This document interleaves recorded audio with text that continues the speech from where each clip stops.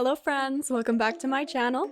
I'm Sarah Sunstone, and today we're going to be talking about all things spooky. Yes, Halloween is just around the corner, and it also just happens to be my favorite holiday of the year. The more you know. Now, how exactly does Halloween relate to Coral Island? Well, I'm not entirely sure it does, since the game is based in Indonesia, and as far as I'm aware, traditionally Halloween isn't necessarily celebrated there. However, it is also my understanding that in modern day, many Indonesians do choose to celebrate this North American holiday. And recently, the team at Stairway Games actually put together their own little Halloween special on social media. So, who knows what this could mean for the game itself? But regardless, I wanted to throw together a fun little Halloween special discussing some of my personal ideas for spooky season on Coral Island, and also covering some of the latest content released on the Coral Island social media. So this upcoming farm sim game that we're all patiently waiting for is going to be set on a calendar of 4 in-game seasons per year: spring, summer, fall, and winter, with each season spanning 28 days. This means that the season of fall will last 28 in-game days each in-game year. So, does this tight schedule allow room for something spooky? You know what? I'm gonna say yes. Yes, it will. But how, you might ask? Well, I'm not sure, but I've put together a list of some ideas that I personally have for the game. The first is spooky items. There could be special crafting recipes for us to acquire during the fall season that would allow us to craft spooky furniture and decor. Some examples include jack-o'-lanterns, spooky scarecrows, candy bowls, and various spooky lamps. Similar items and more could also make a special appearance at Socket Electronics or Sam's General Store for a limited time only. Next up, Halloween simply would not be complete without trick-or-treating, and I feel like the children of Coral Island would definitely want to participate in this tradition. Perhaps it could look different on Coral Island. Maybe we could leave a candy dish out front of our house for them while we are busy running our farms, or be sure to have some treats on hand for if we run into Zoe, Archie, Valentina, or Oliver around town. I also think it would be adorable to be able to take our own future children trick-or-treating around the island. Perhaps we could bring baked goods for each of the resident homes in exchange for a traditional Indonesian sweet. And speaking of treats, next up, I think that seasonal cooking recipes for fall and Halloween would be amazing. Pumpkin spice, candy apple, pastries, warm beverages, and more. It also would be a nice detail if these specific recipes would be extra well received by townsfolk if gifted during the fall season. Next, how could anyone forget costumes? I personally love costumes, although I think this one especially might be best suited for the modding community, since existing additional outfits for the NPCs have required some pretty hefty Kickstarter stretch goals and would likely be quite a lot of extra work to be added. So I'm officially requesting a costume mod. However, if it were implemented in the official game, I'm not even sure where we would acquire the costumes, as it is still unknown where we will purchase new fashions for our player. However, I think it would be neat to see some costumes based on Indonesian scary movies and pop culture, alongside other standard choices like werewolves, vampires, and witches. As I was editing, I saw that Coral Island tweeted some amazing artwork of Nina and Alice in the spirit of Halloween. Of course, David kills it again. This art is absolutely phenomenal. I am so excited to see some of the NPCs in costume.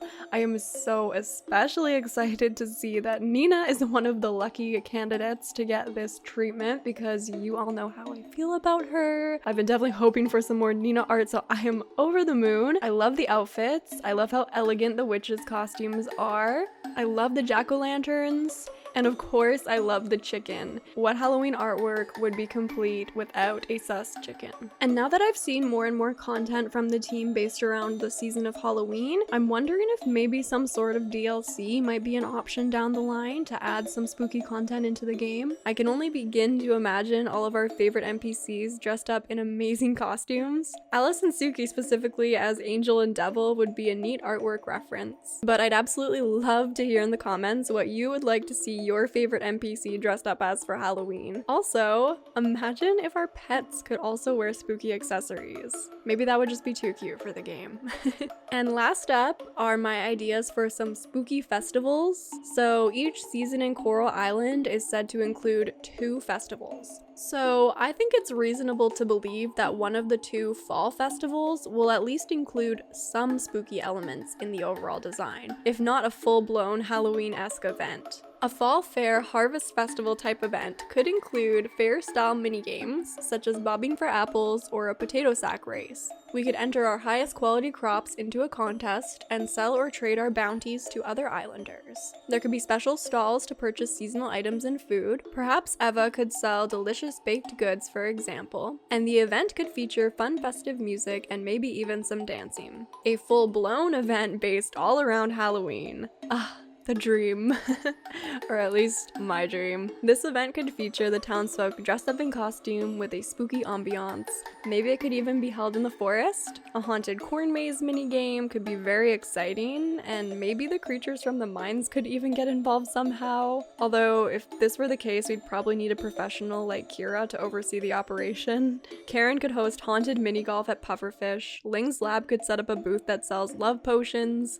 Ben could offer tarot readings, and Zara could sell some of the spooky treasures that she's collected on her adventures across the sea. Now that is my dream. I wouldn't hold your breath, I wouldn't get your hopes up, but if even one small detail from anything I've said today were included in the game, I would be happy. And of course, we have to always remember that the mod community can do quite a lot with this, so I'm definitely looking forward to seeing some Halloween mods.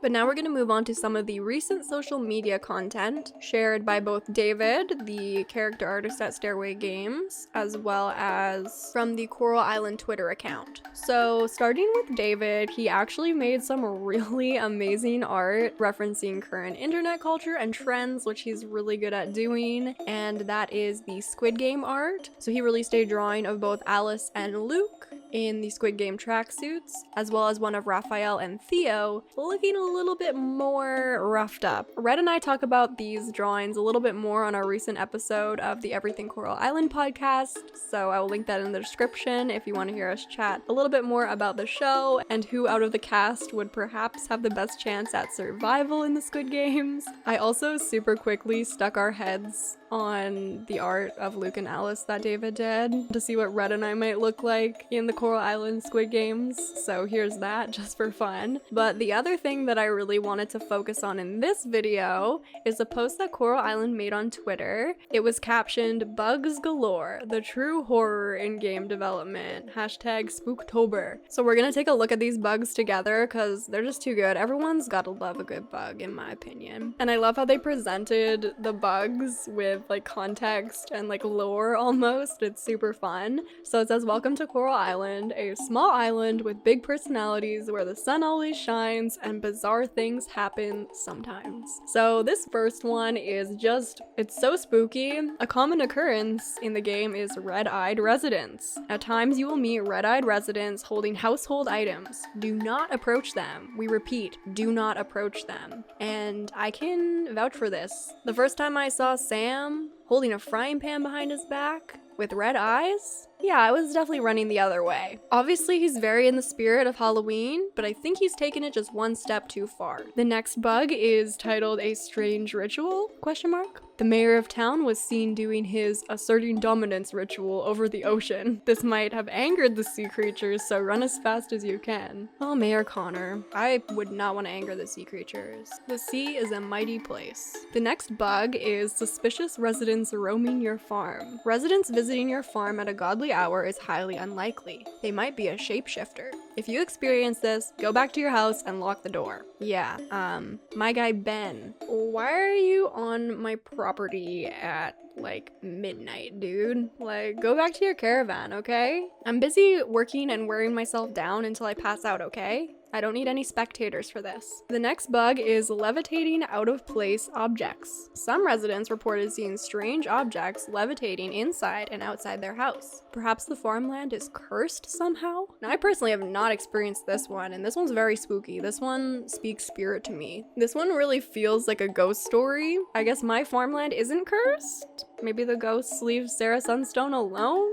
I don't know. The next bug is titled Whispers in the Wall. It seems like 2 of our residents are in a trance. They cannot stop themselves listening to the whispers from the wall. Ooh, that is so eerie and spooky. Honestly, the whole backstory to this one turned something that I saw as a really funny roommate disagreement into something very haunting and very, very spooky. The next bug, or at this point I feel like I should just be calling them horror stories, is living household objects. Be very careful when visiting other residents' houses. Their household objects might not be as harmless as they seem.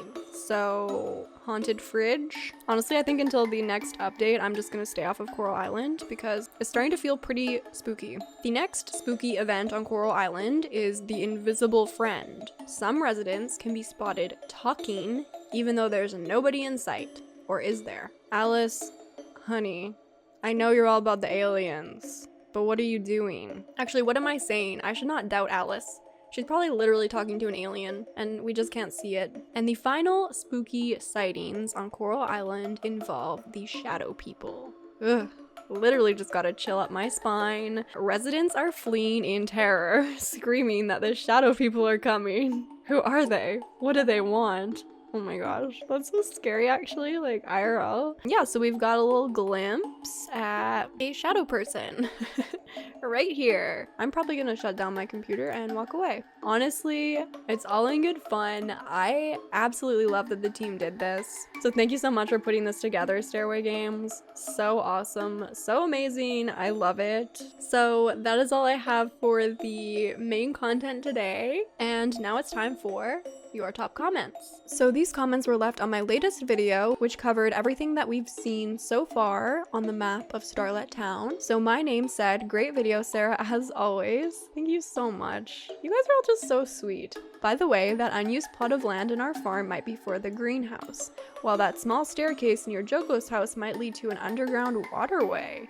There could be a quest or maybe a secret place that we can reach by following it. I believe that the thinking along the lines for the greenhouse on our farm was definitely echoed in a lot of comments, so that wasn't something I even thought about. Dark Serpent Cat also said that they thought that area might indicate a future greenhouse. They also said that they really hope it's not going to be a public building.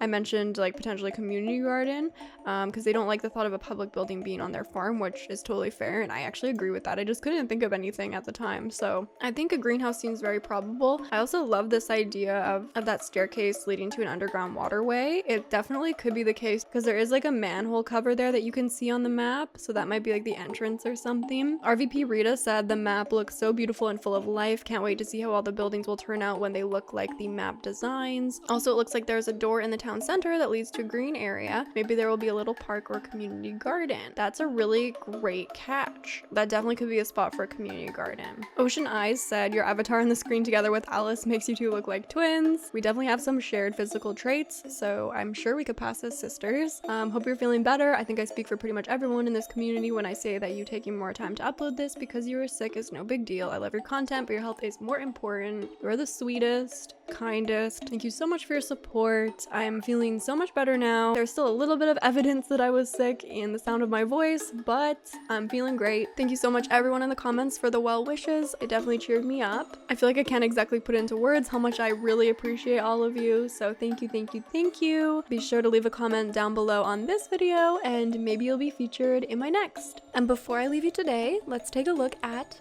today's amazing fan art. So today we have some really cool spooky art from Rachel. In the spirit of the season, she decided to draw Raphael as a werewolf, or as she calls it, were-raff.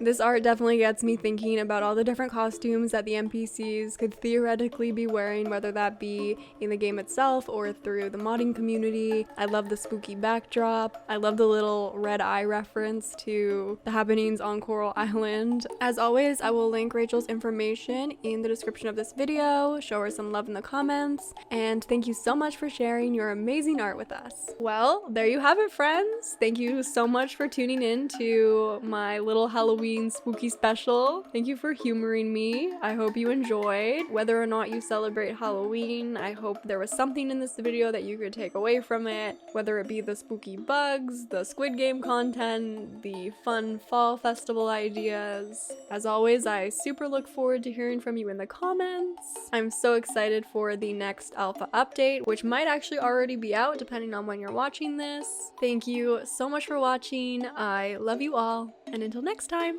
take care.